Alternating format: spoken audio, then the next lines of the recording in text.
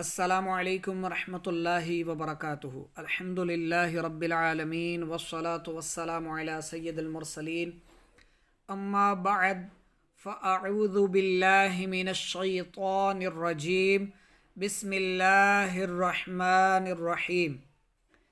खुलासतुन नहव के 13वें सबक के सिलसिले में हाजिर हैं। मौरब और मबनी की अक़साम।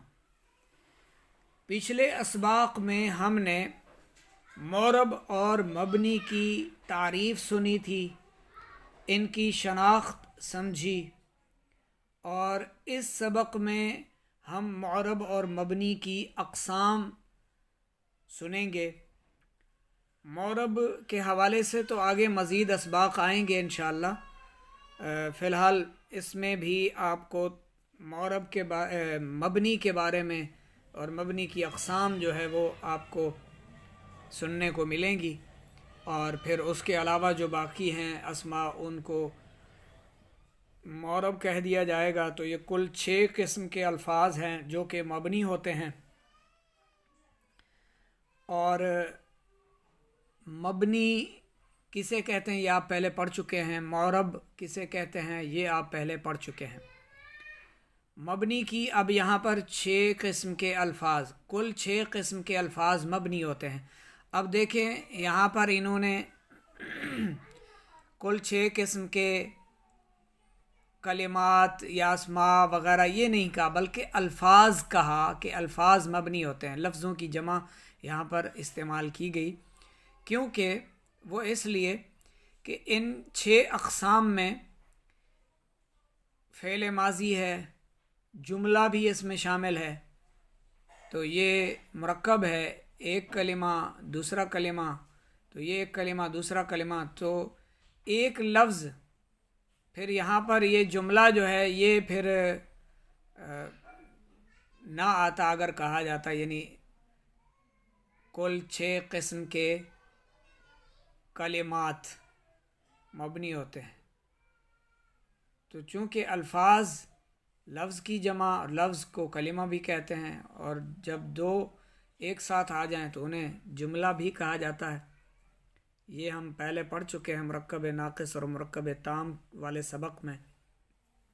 तो इसमें चूँकि जुमला भी है इसमें, फिर इसलिए इसको अल्फाज के साथ लिखा गया कि अल्फाज मबनी होते हैं। कुल 6 किस्म के अल्फाज मबनी होते हैं। वो 6 किस्म के अल्फाज कौन कौन से हैं? Number 1 fail माज़ी, नसरा ज़हबा। ये फ़ेल माज़ी हैं दोनों, और वाहिद मुज़क्कर गायब के सीगे हैं दोनों।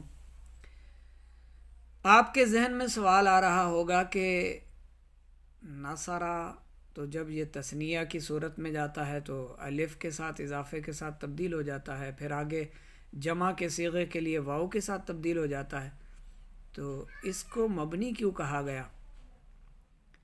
ये जहन में सवाल पैदा होता है कि ये तो यानी एक तब्दीली इसके आगे आ रही है, तो फिर इसको मबनी क्यों कहा गया? फ़ेल माज़ी को, फ़ेल माज़ी के इन सीगों को इसलिए मबनी कहा गया क्योंकि नसरा या ज़हबा के पीछे कोई आमिल अमल नहीं कर रहा, नसरा पर कोई आमिल अमल नहीं कर रहा, ठीक है।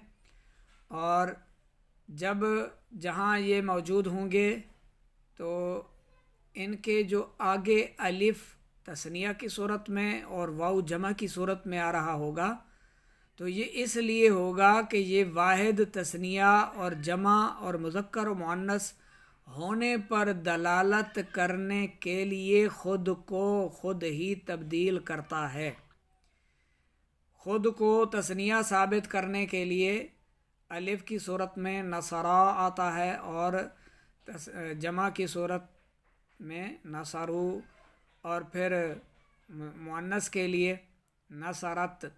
तो ये इसलिए ख़ुद तब्दील होता है ताकि ये तस्निया ख़ुद को ज़ाहिर कर सके, जमा ज़ाहिर कर सके, ख़ुद को मुअन्नस या मुज़क्कर ज़ाहिर कर सके।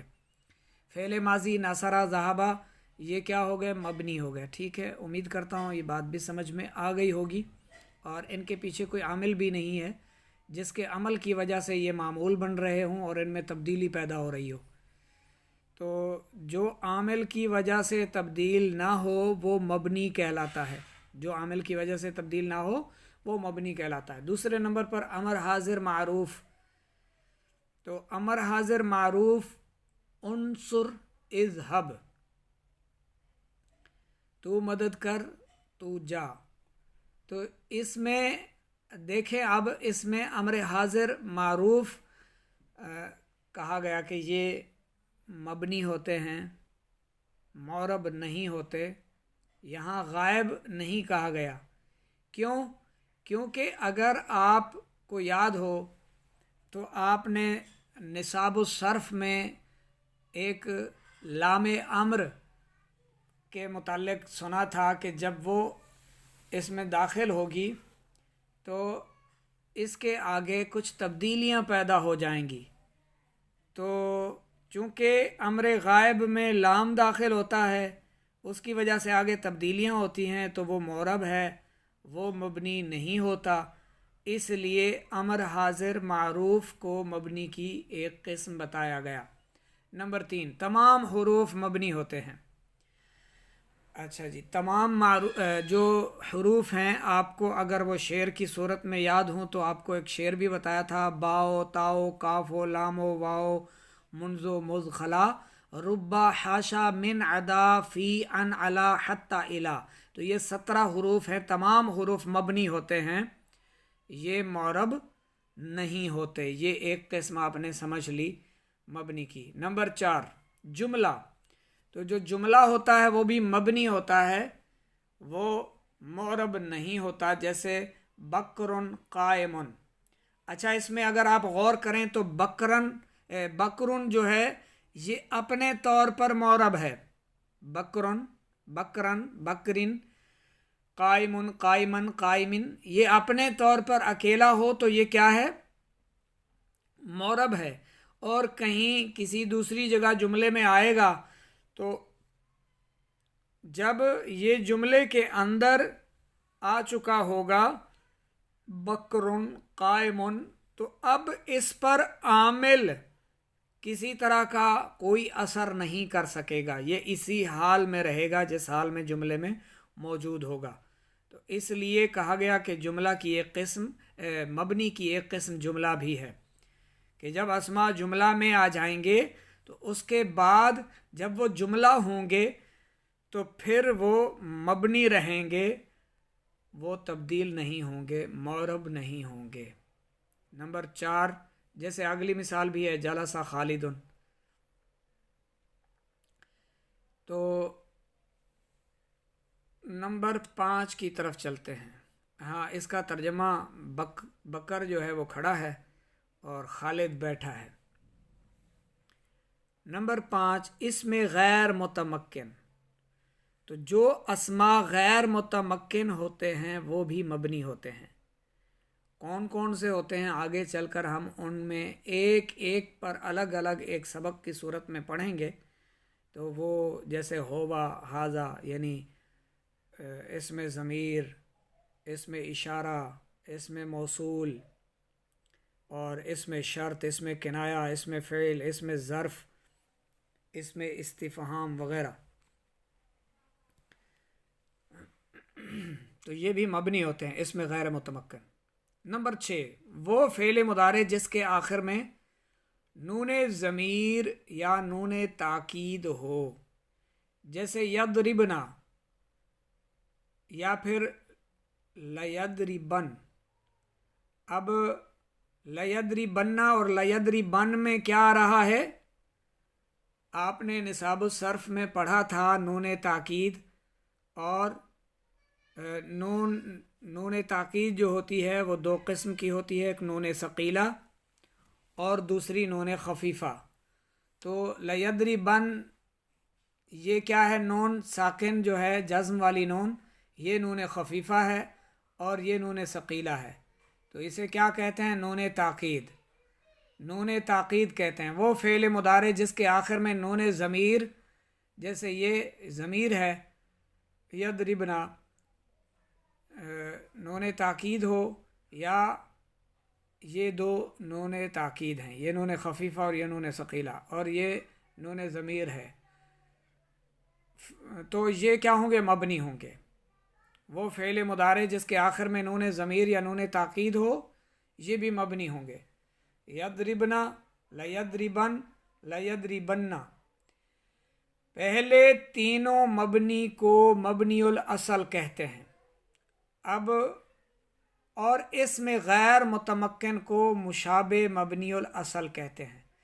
अब जो यहाँ 6 बताए गए हैं, इन 6 में से जो पहले 3 हैं ये मबनीउल असल हैं। फ़ेल माजी, अमर हाजिर मारूफ और तमाम हुरूफ, ये तीनों क्या हैं? मबनीउल असल हैं।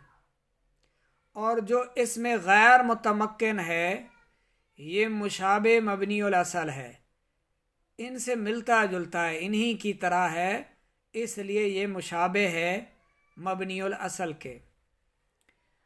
और सिर्फ 2 किस्म के अल्फाज मुअरब होते हैं। नंबर 1 इसमें मुतमक्किन, जिसे मुअरब कहते हैं, और फिर इसकी जो किस्में हैं वो शुरू होंगी फिर मुनसरिफ और गैर मुनसरिफ।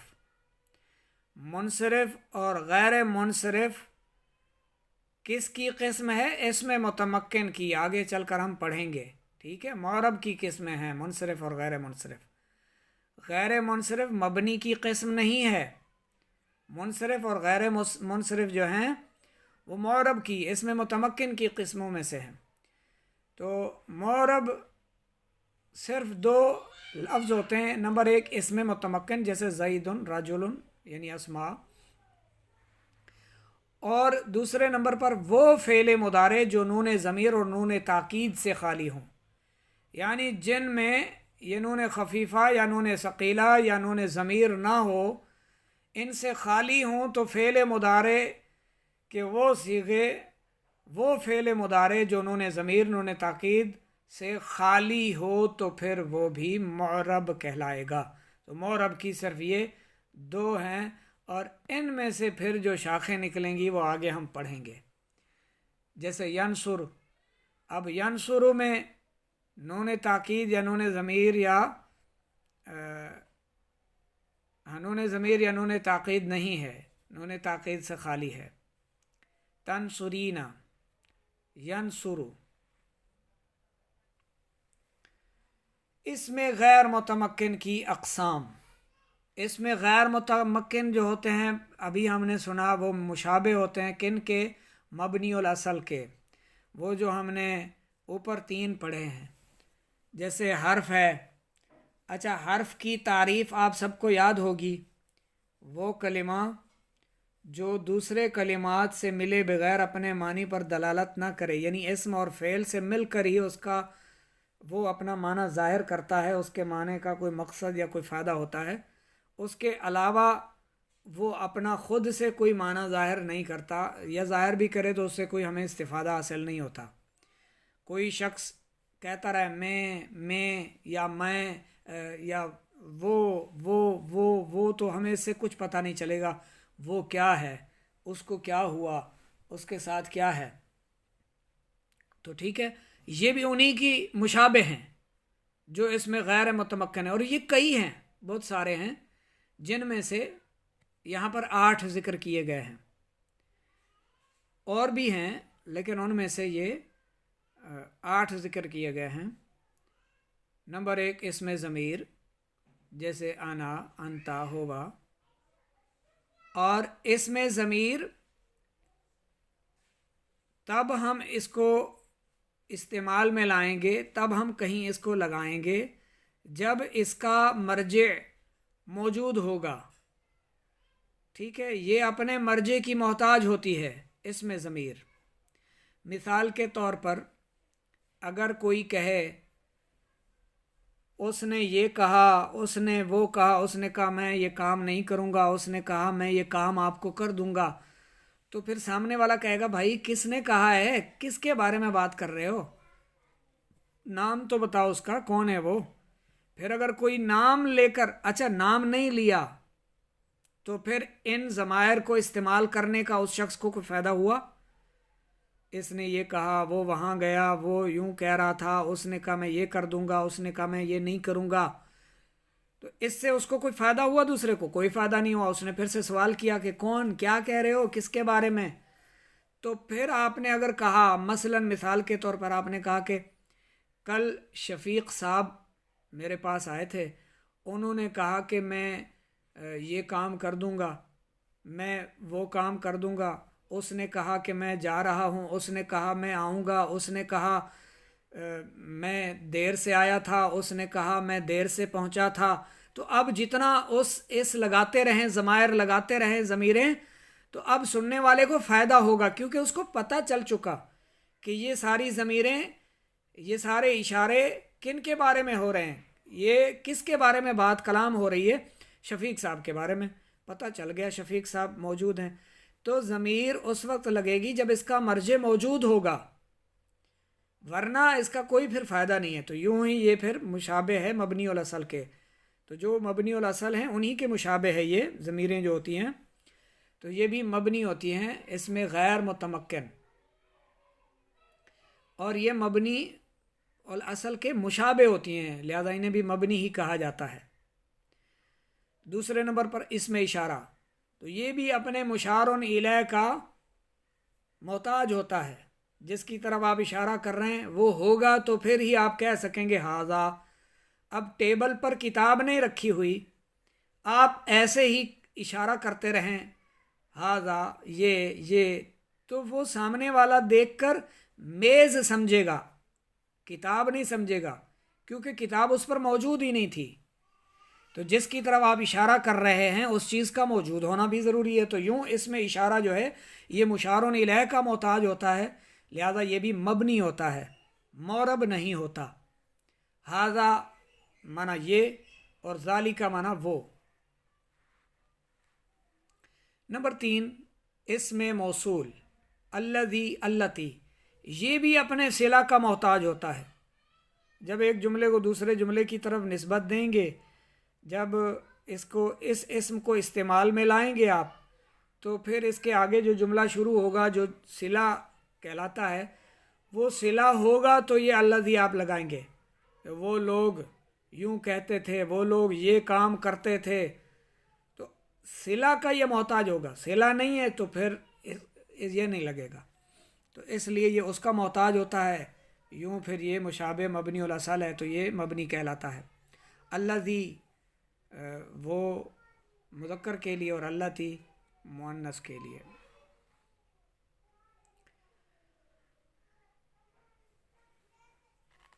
नंबर 4, इसमें इस्तिफ़हाम, तो ये जो नंबर 4 है ये भी अपने मुस्तफ़हाम का मोहताज होता है, वरना इज़ और इज़ा यानी जब, इसका माना जब बनता है, दोनों का जब।